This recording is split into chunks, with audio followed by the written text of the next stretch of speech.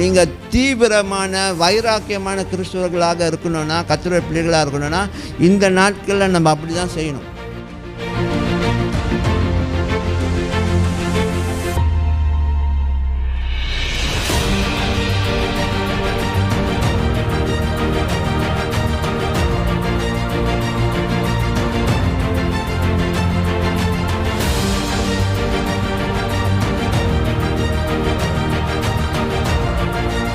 இந்த பொறுப்பை எத்தனை பேர் ஏற்றுக்குவோம், அதான் கேள்வி.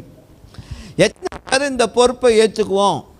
எத்தனை பேர் நான் சத்தியமாக நான் தான் அந்த வழியாக இருக்க போகிறேன், நான் தான் அந்த சத்தியமாக இருக்க போகிறேன், நான் தான் அந்த ஜீவனாக இருக்க போகிறேன்னு சொல்லி உங்கள் வாழ்க்கையில் நீங்கள் அனுபவிக்கிறது தான் இப்போ பேசிகிட்டு இருக்கேன். இது ஆட் ஆன் பண்ண வேணாம். நான் தான் வழி இனிமேல், நான் தான் இனிமேல் சத்தியம், நான் தான் இனிமேல் ஜீவன், அதெல்லாம் இல்லை. டைட்டல்லாம் கிடையாது, எதுவும் இல்லை. நீங்கள் அனுபவிக்கிறத பேச போகிறீங்க, அவ்வளோதான். அந்த மாதிரி செயல்பட அந்த பொறுப்பு எடுத்துக்கிட்டிங்கன்னா, ஓகே, நான் தான் ஏற்கனவே சொல்லிருக்கேன், நீங்கள் செய்யும்பொழுது உங்களை கும்பிடுவானுங்க.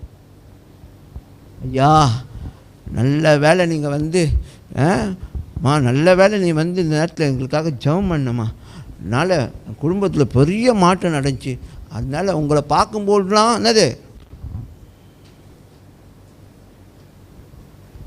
அதான் நடக்க போகுது. உங்களை பார்க்குறவங்கெல்லாம் உங்களை பார்த்து கும்பிட போகிறானுங்க. இவங்கனால தான் என் குடும்பம் நல்லா இருக்குது, அதனால தான் என் குடும்பம் நல்லா இருக்குது அப்படின்னு எத்தனையோ குடும்பங்கள் உங்களை பற்றி பேச போகுது. புகழ்ச்சி வேண்டாமே.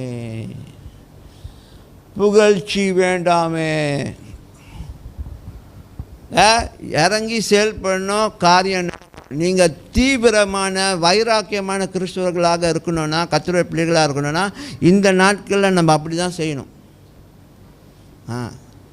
jangan main-main, betul-betul serius, turun ya, அப்போ தான் காரியம் நடக்கும்.